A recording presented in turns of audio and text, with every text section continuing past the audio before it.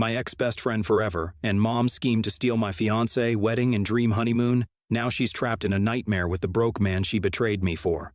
I, 27, female, recently got engaged to my boyfriend, Nate, 23, male.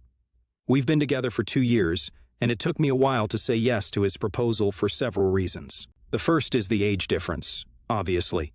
Not that I think it's inappropriate, but I just never expected myself to end up with someone so much younger than me, and neither did anyone else. The second one was the fact that we'd only been together for 2 years and had been living together just for 6 months. He works in a bank with a friend of mine, which is how we met in the first place. His salary is decent but much lower than mine, but I'd never thought about it, which I now regret. I'm a human resources manager at a huge and reputable firm, and I easily make almost twice what he makes. When we decided to live together, he was the one who moved into my house. I'm the one who took care of all the bills and household expenses, and even when we'd go out on short trips and vacations, I'd be the one paying. He'd just take me out on 1 or 2 dates every month and call it a day. I never made a big deal of it because frankly, it just didn't seem that important to me. I was happy with him regardless of what he earned, and I thought he was happy with our life too. Clearly, I was wrong. Around 3 months ago, he asked me to marry him, and initially I said no because of the reasons that I've already mentioned above. He managed to wear me down eventually though, and convinced me that we were meant to be. I was pretty emotional that day since we'd just celebrated our first anniversary, and I'd had a little too much to drink as well. My news of our engagement also helped me reconnect with my mother, 49, female, yet another thing that I regret. My mother wasn't the best mom growing up and always favored my ex-best friend, Leah, 26, female, while we were growing up. The situation there is kind of complicated. Leah was my neighbor growing up, and we were the best of friends until high school. My mom loved Leah and treated her like her own daughter, probably the one she actually wished she had, I guess. My dad had left us before I was born and had never been in the picture at all. Whatever I know about him is what I learned from my aunt and grandparents, since my mother would get really annoyed any time I asked about him as a kid, so I learned not to ask her. My parents had met in college and were pretty serious, but my dad ended up cheating on my mom in their final year. They'd even talked about getting married, so that was a huge blow, and she pretty much broke things off with him immediately. Then, a few weeks after their breakup, she realized that she was pregnant and had to go back to talk to him regarding me. She'd asked him if he wanted to be a part of my life, and he just straight up refused, saying that he had no intention of committing to becoming a father so young when he had his whole life ahead of him. My mother was lucky enough to have her family to take care of her and provide for her because she was extremely depressed during the course of her pregnancy. When I was born, she spiraled deeper since I was the spitting image of my father, and I still am. I've only ever seen one picture of him, but I can't deny that there's a striking resemblance. Both of us have the same dark hair, long nose, and brown eyes. My mother is blonde, has green eyes, and is more on the petite side, while I'm almost 6 feet, so we have nothing in common in terms of how we look. Leah, on the other hand, is like a miniature version of my mother, which isn't surprising since her mother looks similar to mine. Leah's mother and my mother weren't just neighbors, but were also really good friends. So when Leah was born, she was as thrilled as her actual mother. My grandparents and aunt lived in the same house as my mom while we were growing up to keep an eye on her so she wouldn't spiral once more. And they told me how my mom would constantly bring Leah over to play with me when we were babies, and would often interact with her more than me. Of course, I found out about these things much more recently. Anyway, growing up, Leah and I were pretty much inseparable.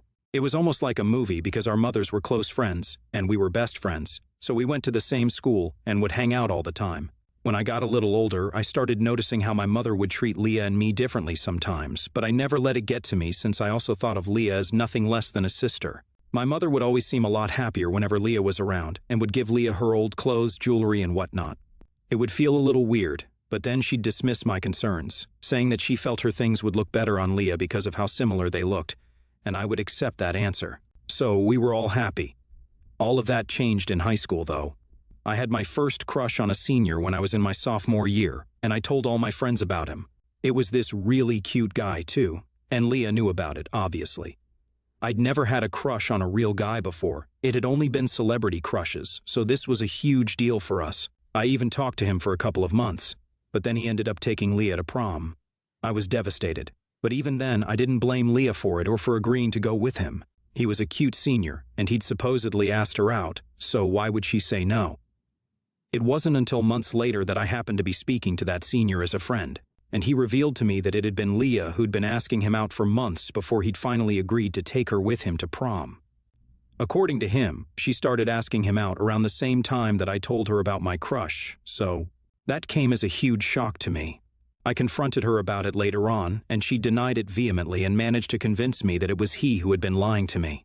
So I stopped talking to that guy because that's how much I trusted Leah.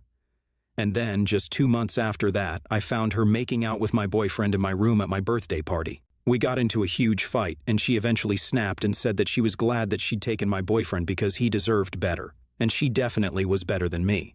That incident effectively ruined our friendship forever, and we haven't been on speaking terms since then. Now, people would think that because of my fallout with Leah, my mother would have at least had the decency to stop calling her over, but she didn't.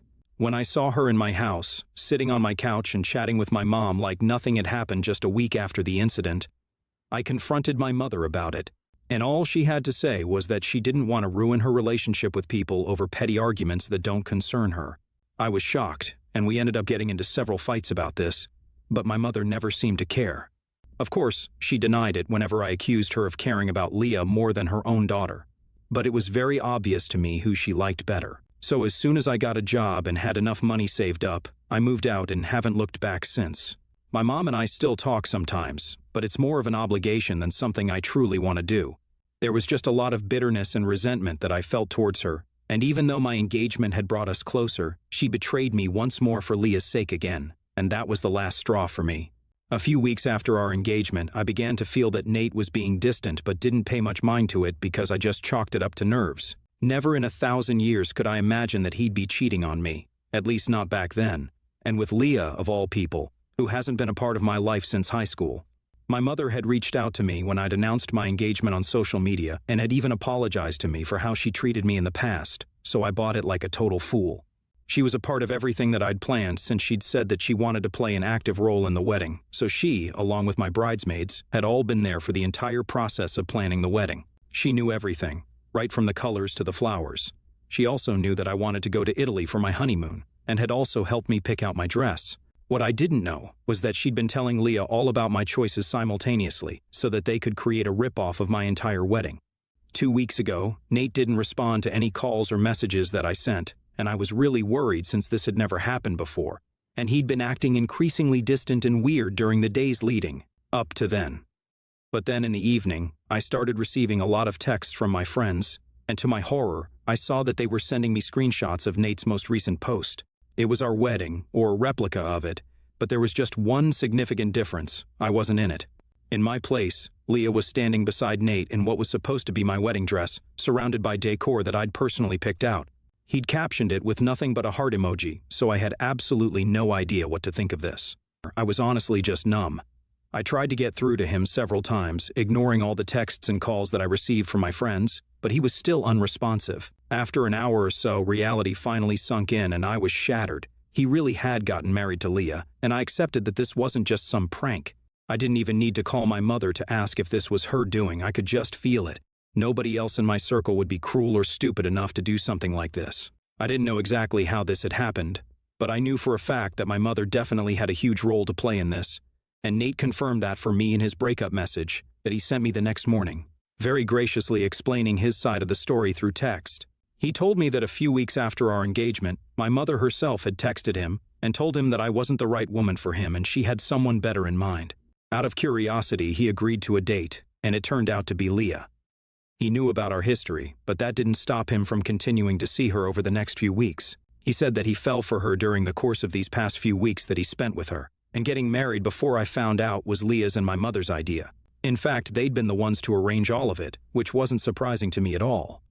I'm sure that my mother and Leah paid for most of it since Nate definitely couldn't afford a wedding like that, given his salary. Anyway, he ended his text by telling me that he and Leah were leaving for Italy on the day that our wedding was supposed to be, and requested me not to bother him ever again. I don't know why he was afraid of that happening, since I'd already made up my mind to never ever contact any of these 3 people again.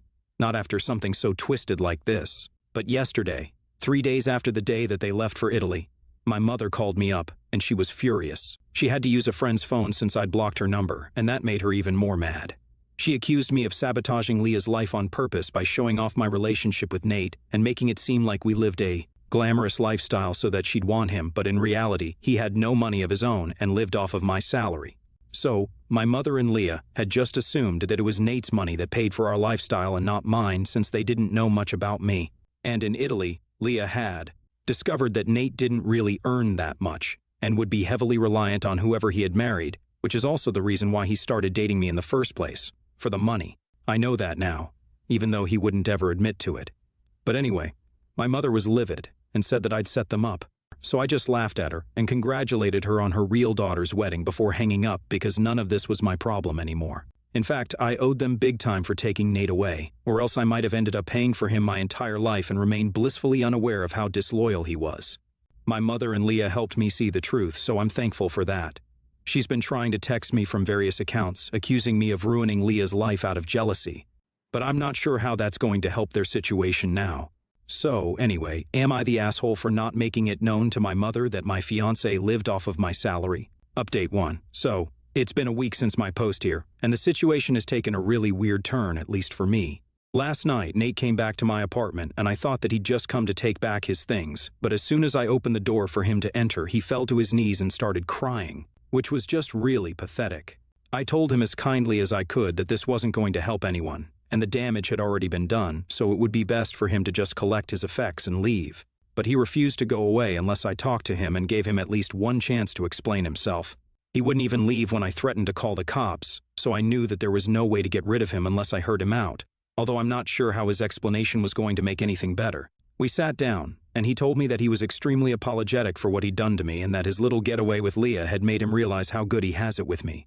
This is obviously just the most idiotic thing to say because I was the one paying for everything, so no wonder he found it easier to be with me rather than someone who wanted him to be paying for stuff. I don't even know how they decided to get married without even knowing each other's financial status. He apologized some more for cheating on me and promised me that it wouldn't happen again, as if I'd even give him the chance to do it again.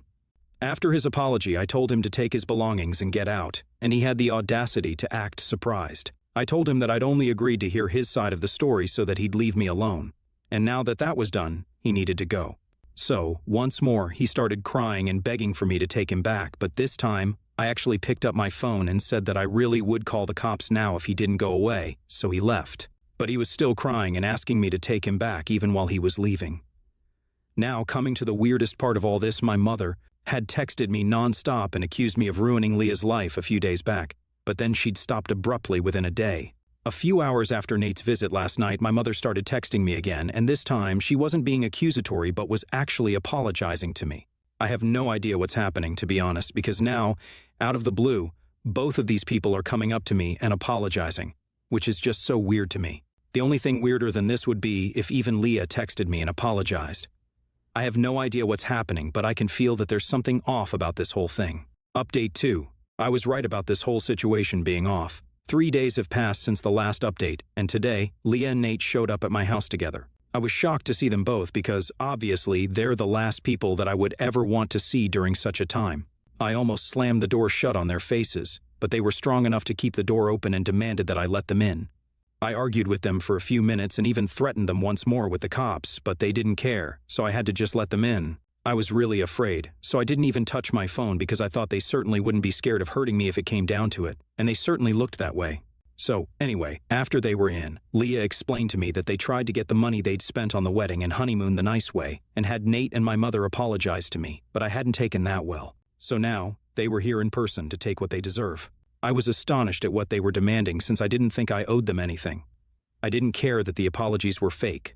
Obviously, they were in cahoots with each other and were planning to extort money from me eventually with their fake apologies. They planned to say that they were sorry just to pacify me, and I'd eventually just take them all back. But that didn't work because, unfortunately, I'm not as stupid and soft as they think I am and didn't fall for it. So they were now planning to intimidate me into giving them the money that they'd spent on everything. I don't even understand how they'd assumed I'd be paying for any of it after all of them betrayed me on so many levels, and despite my fear, I told them that. Nate seemed to keep his calm, probably because he didn't want any trouble, but Leah flared up and started arguing with me viciously. She told me that she knew I'd always been jealous of her, and once again, I was accused of ruining her life. She told me that it wasn't her fault that her mother liked her more than me, and demanded that I make up for everything that I'd done to her by paying her back. I didn't have much to say to that, so I just said I wasn't going to give her anything because she simply didn't deserve it. That's when she stood up, came towards me, and slapped me so hard that I swear I couldn't. even hear anything for the next few seconds. Even Nate stood up out of shock when he realized what had just happened and made a run for it. He opened the door and ran away. I couldn't believe that she'd had the guts to actually slap me and sat there in disbelief while she screamed at me for the next few minutes. I didn't even know what to do, but then I realized what had happened and stood up, grabbed my phone, which I'd stupidly kept on the coffee table, and then ran to my bedroom as fast as I could and locked the door. She followed me back there and kept banging on the door for the next few minutes while I called the police and waited for them to arrive. I was scared out of my wits, while she screamed at me throughout like a total psycho. After a few minutes, the cops arrived and were able to arrest her, after which I finally came out of my room. She was still pretty hysterical and was cursing at me as loudly as she could while the cops dragged her away, and they even had to force her into the car. I told them everything that had happened, and even as I was reporting that to them, I could hardly even believe what had just happened. Eventually, she was arrested and taken away. I'm still in shock about this whole thing, and even though I knew that Leah wouldn't stop at anything to get what she wants, it never even occurred to me that she'd do something as psychotic as this. It's been almost an hour since, and I haven't received any message from my mother yet, so I'm assuming she doesn't know what's happened yet.